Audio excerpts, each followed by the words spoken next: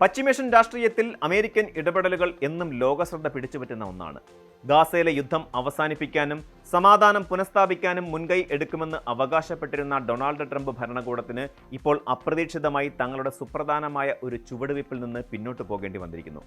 ഗാസയിലെ വെടിനിർത്തൽ നിരീക്ഷിക്കുന്നതിനും മാനുഷിക സഹായങ്ങൾ ഉറപ്പാക്കുന്നതിനുമായി ഇസ്രയേലിന് സമീപം സ്ഥാപിച്ചിരുന്ന US സൈനിക കേന്ദ്രം നിർത്തലാക്കാൻ തീരുമാനിച്ച വാർത്തകൾ പുറത്തുവരുമ്പോൾ അത് കേവലം ഒരു കേന്ദ്രത്തിന്റെ അടച്ചുപൂട്ടൽ മാത്രമല്ല, മറിച്ച് ട്രംപിന്റെ ഗാസ പദ്ധതി നേരിടുന്ന കനത്ത പ്രതിസന്ധിയുടെ സാക്ഷ്യപത്രമാണ്.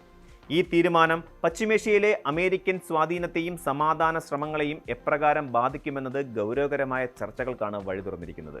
ഇസ്രയേലിന് തൊട്ടടുത്തായി പ്രവർത്തിച്ചു വന്നിരുന്ന സിവിൽ മിലിറ്ററി കോർഡിനേഷൻ സെന്റർ അതായത് CMCC പൂട്ടാനുള്ള നീക്കം ട്രംപ് ഭരണകൂടത്തിന്റെ വിദേശ നയത്തിലെ വലിയൊരു മാറ്റത്തെയാണ് സൂചിപ്പിക്കുന്നത്. ഒക്ടോബറിൽ പ്രഖ്യാപിച്ച വെടിനിർത്തലിന് ശേഷം മേഖലയിൽ സ്ഥിതിഗതികൾ ശാന്തമാകുമെന്ന് ലോകം കരുതിയിരുന്നെങ്കിലും ഇസ്രയേൽ നടത്തുന്ന തുടർച്ചയായ ആക്രമണങ്ങളും തങ്ങൾ നിരായുധരല്ലെന്ന ഹമാസിന്റെ കടുത്ത നിലപാടും അമേരിക്കൻ പദ്ധതികളെ തകിടം മറിച്ചു കളഞ്ഞു. വെടിനിർത്തൽ പ്രായോഗികമായി നടപ്പിലാക്കുന്നതിലും ദുരിതമനുഭവിക്കുന്ന ഗാസയിലെ ജനങ്ങൾക്ക് അത്യാവശ്യമായ സഹായങ്ങൾ എത്തിക്കുന്നതിലും ഈ കേന്ദ്രം പരാജയപ്പെട്ടുവെന്ന കടുത്ത വിമർശനമാണ് ഈ പിന്മാറ്റത്തിലേക്ക് നയിച്ച പ്രധാന ഘടകം. അന്താരാഷ്ട്ര രാഷ്ട്രീയ ചർച്ചകളിൽ പോലും പശ്ചിമേഷ്യൻ പ്രതിസന്ധി സജീവമായി നിൽക്കുന്ന ഈ കാലഘട്ടത്തിൽ അമേരിക്കയുടെ ഈ നയംമാറ്റം വലിയ ജിയോ പൊളിറ്റിക്കൽ പ്രാധാന്യമുള്ള ഒന്നാണ്. CMCC നിർത്തലാക്കുന്നതോടെ ഈ ദൗത്യത്തിന്റെ ഉത്തരവാദിത്തം ഇന്റർനാഷണൽ സ്റ്റെബിലൈസേഷൻ ഫോഴ്സ് എന്ന പുതിയ സുരക്ഷാ ദൗത്യത്തിന് കൈമാറാനാണ് അമേരിക്കൻ നീക്കം. ഇതിനെ ഇന്റർനാഷണൽ ഗാസ സപ്പോർട്ട് സെന്റർ എന്ന് പുനർനാമകരണം ചെയ്തേക്കും. എന്നാൽ ഈ പേരുമാറ്റം കൊണ്ട് മാത്രം നിലവിലെ സങ്കീർണമായ സാഹചര്യം മാറില്ലെന്ന് അന്താരാഷ്ട്ര നിരീക്ഷകർ വിലയിരുത്തുന്നു. നിലവിൽ 190 US സൈനികർ ഉണ്ടായിരുന്ന കേന്ദ്രത്തിൽ പുതിയ സംവിധാനം വരുന്നതോടെ സൈനികരുടെ എണ്ണം 40ആയി ചുരുങ്ങും. ബാക്കിയുള്ള സ്ഥാനങ്ങളിലേക്ക് മറ്റ് രാജ്യങ്ങളിൽ നിന്നുള്ള സിവിലിയൻ ഉദ്യോഗസ്ഥരെ ഉൾപ്പെടുത്താനാണ് ഇപ്പോൾ നീക്കം. അമേരിക്കൻ സൈന്യം നേരിട്ട് ഗാസയിലെ മണ്ണിലേക്ക് ഇറങ്ങില്ലെന്ന കർശനമായ നിലപാട് ട്രംപ് ഭരണകൂടം ആവർത്തിക്കുമ്പോഴും ഈ ദൗത്യത്തിന് നേതൃത്വം നൽകാൻ മറ്റ് അറബ് രാജ്യങ്ങളോ യൂറോപ്യൻ രാജ്യങ്ങളോ ഇതുവരെ സൈന്യത്തെ വിട്ടു നൽകാൻ തയ്യാറായിട്ടില്ല എന്നത് പുതിയ ദൗത്യത്തിന്റെ ഭാവിക്ക് മേൽ കരിനിഴൽ വീഴ്ത്തുന്നു. നയതന്ത്രജ്ഞരുടെ അഭിപ്രായത്തിൽ CMCCക്ക് തുടക്കം മുതലേ കൃത്യമായ അധികാരങ്ങൾ നൽകിയിരുന്നില്ല എന്നതാണ് സത്യം. ഗാസയിൽ വെടിനിർത്തൽ നടപ്പിലാക്കാനോ സൈനികമായ ഇടപെടലുകൾ നടത്താനോ അവർക്ക് അധികാരമില്ലായിരുന്നു.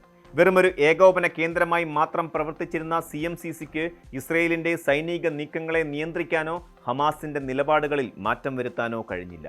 അമേരിക്കൻ സൈനികരുടെ സാന്നിധ്യം കുറയ്ക്കുന്നതിലൂടെ മേഖലയിലെ തങ്ങളുടെ ഉത്തരവാദിത്തങ്ങളിൽ നിന്ന് പതുക്കെ പിന്മാറാനാണോ ട്രംപ് ശ്രമിക്കുന്നതെന്ന സംശയവും ഉയരുന്നുണ്ട്.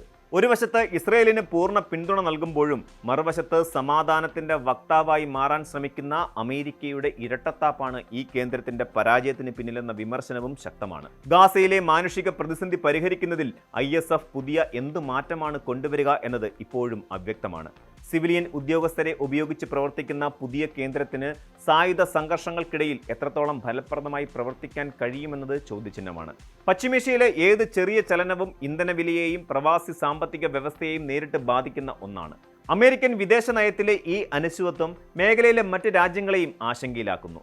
സമാധാന ദൗത്യങ്ങൾക്കായി മറ്റ് രാജ്യങ്ങളുടെ സഹായം തേടുമ്പോൾ പോലും ഉത്തരവാദിത്തങ്ങളിൽ നിന്ന് അമേരിക്ക പിൻവാങ്ങുന്നത് സഖ്യകക്ഷികൾക്കിടയിൽ അവിശ്വാസം വളർത്താൻ കാരണമാകും. US സൈനിക കേന്ദ്രം പൂട്ടുന്നത് ട്രംപിന്റെ ഗാസ പ്ലാനിനേറ്റ ഏറ്റവും വലിയ തിരിച്ചടിയായാണ് വിലയിരുത്തപ്പെടുന്നത്. വെടിനിർത്തൽ എന്നത് ഒരു കടലാസ് പ്രഖ്യാപനം മാത്രമായി ഒതുങ്ങുകയും യഥാർത്ഥ ജീവിതത്തിൽ സംഘർഷം തുടരുകയും ചെയ്യുന്ന ഈ സാഹചര്യത്തിൽ പുതിയ സുരക്ഷാ സംവിധാനങ്ങൾ പ്രായോഗികമായി എന്ത് മാറ്റമുണ്ടാക്കുമെന്ന് ലോകം ഉറ്റുനോക്കുകയാണ്.